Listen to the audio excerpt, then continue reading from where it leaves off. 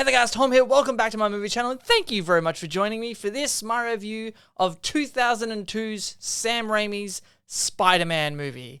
So this, it kind of acts as a bit of a double celebration in a sense because it is this year, 2022, the 20th anniversary of the release of the first Sam Raimi Spider-Man movie.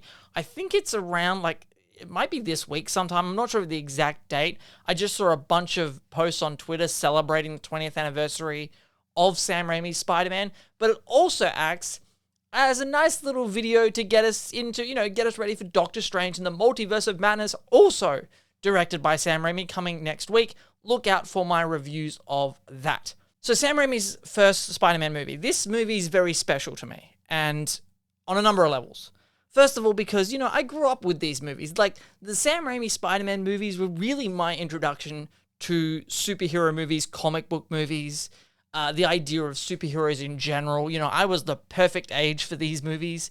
And so, they've had a big impact on my life. And these movies are the reason that I love the Spider-Man character so much across multiple different iterations. But Tobey Maguire is my Spider-Man. And I don't think it can be, overstated. What Sam Raimi did for the comic book genre with this whole trilogy, but with the first Spider-Man movie, taking a page out of, the Bryan Singer's X-Men, taking Spider-Man and treating it with a degree of seriousness and making it a legit story and not just making it sticky comic bookness. This movie makes you believe that if you were bitten by this spider, that you could get spider powers and be a Spider-Man. The movie seems to make it a reality. And especially watching it as a kid, I was like, yeah, I believe that. Spiders in a lab.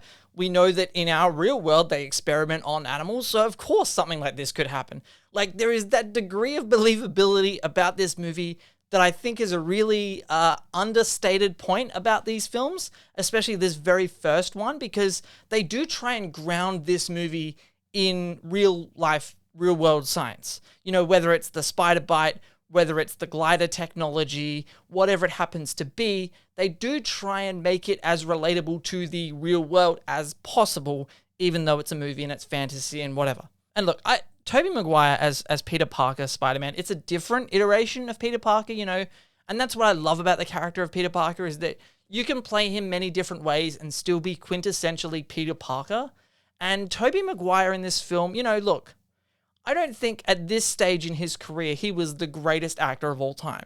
But I think he was very good in this movie, and I think he only got better as this series progressed. I do like him more as Spider-Man than I do as Peter Parker, if we're breaking it up in that sense. I think he did a better job being the Spider-Man than he is as Peter Parker, especially in this movie, but broadly across the trilogy as well.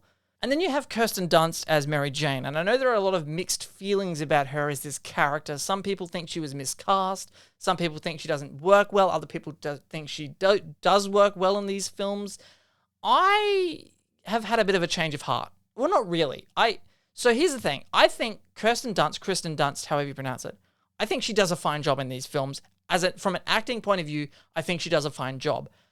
As I've been rewatching these movies as of late, especially in the lead up to No Way Home, I really don't like the character of Mary Jane Watson in these movies. Honestly, she comes across like a terrible human being.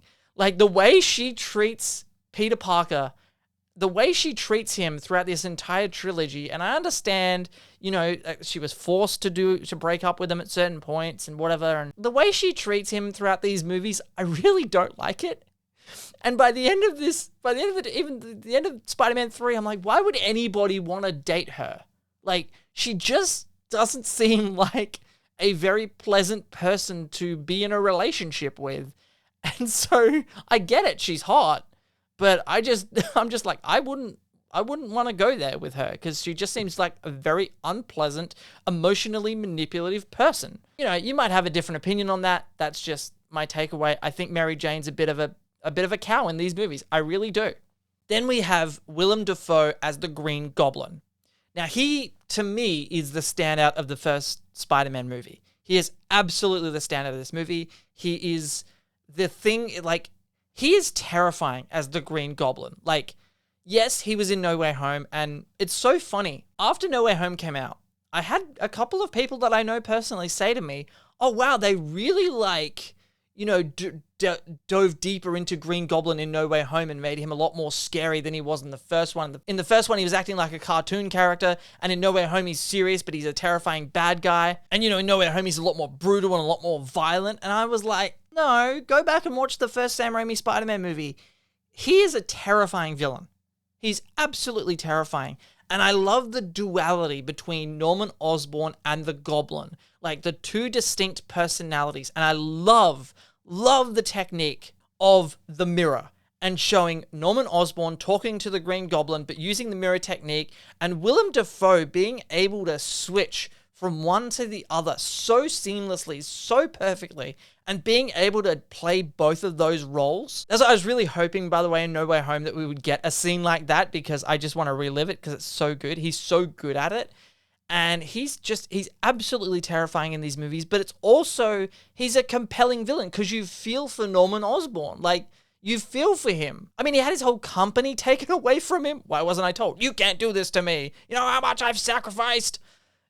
By the way, that whole speech, out am I would have paid $50 for him to say that in No Way Home. Out am I?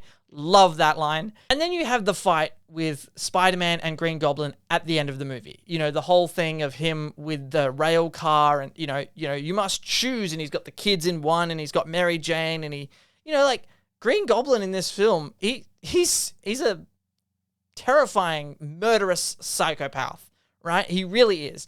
But he also brings like that philosophical angle to him where he's, trying to convince Spider-Man of certain things. And it's honestly, it makes for a really compelling, really tense kind of really good storytelling, really good character building as well. Because Goblin has a case to state in this movie, as well as in No Way Home as well.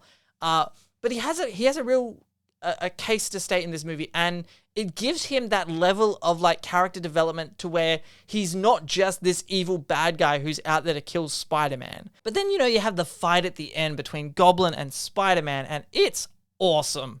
Like, I know, I've seen some people shitting on that fight recently. I don't care. It looks great. It's a great fight. It's brutal. It's visceral. When he's punching Spider-Man and the mask is coming apart, and there's that one shot where he hits him, and you just, in slow motion, you see Peter Parker's face turn like this. And, you see spit come out of his mouth, and the sound drives away, and all you hear is, oh, right? Like that scene, that moment in that scene, it's brutal. And it's and as a kid, that terrified me. Like, it's amazing that they got away with that level. You can do so much in a PG-13 movie. It doesn't need to be rated R. Like, that's what people don't understand. An R rating doesn't make a movie better. I think that scene in particular, it's brutal. You didn't need it to be R rated because it felt like it was R rated when it really wasn't. And then you have, the Godspeed Spider-Man and Spider-Man jumping and the glider killing Norman Osborn and, Don't Tell Harry. And I think this movie does something that a lot of comic book movies either brush over or don't do it as well, because it's a very hard thing to do. And when I say a hard thing to do, I mean trying to balance how much of this you do in a comic book origin story versus how much you don't do. And that is, after Peter gets bitten by that spider and he's exploring his newfound powers. He webs up his room. He then tries to climb the wall. Then he's running along the rooftops of the buildings. And there's that great moment of, go web, go, fly. And he's trying to work out how to shoot the webs. Shazam! That whole sequence, I mean, it gave such a great setup to Spider-Man in this movie. Like, it really did. If you go into this movie and you knew nothing about Spider-Man, this really helps establish, and that's something that I really love about superhero origin stories, is when you get the actual origin story right, and watching, normal people turn into superheroes and watch them explore their newfound powers, watch them get scared about their own powers and their own strengths and weaknesses and all this stuff. That's something I think this movie really, really nailed really well. And I think Tobey Maguire really sold those scenes as well. And also, it's, they also treat it with a degree of silliness and a degree of fun, but it's also taken seriously in the context of of the movie. I'd be remiss if I didn't touch on Danny Elfman and his amazing score. It is, I mean, it's one of the greatest superhero themes of all time, the Tobey Maguire Spider-Man theme. My only lament, one of very few laments about No Way Home, is that theme was not used more. Because, I mean, the theme, Spider-Man's theme in this movie is amazing. I mean, even the Goblin theme, his whole score for this movie is incredible. It's absolutely incredible. But yeah, Spider-Man 1, one of my it's in my top 10 favorite comic book movies of all time. And I love it. I love this movie. And every time I watch it, I like it more and more. You know, this is my gift, my curse. And with great power comes great responsibility. That's my review of Spider-Man 1. I just thought it'd be fun to get on here and just gush about a movie that I love. You know, it doesn't have to be structured. It doesn't have to be well thought out. I just wanted to get on here and talk about a movie that I really love. What do you guys think of Spider-Man 1, directed by Sam Raimi? Are you excited for Doctor Strange and the Multiverse of Madness coming out next week? Look out for my review of that, guys. Thank you very much for watching this review, guys. My name is Tom. If you haven't already, hit that subscribe button, ring that notifications bell so you never miss out on my take on all things movies, and I will see you guys next time.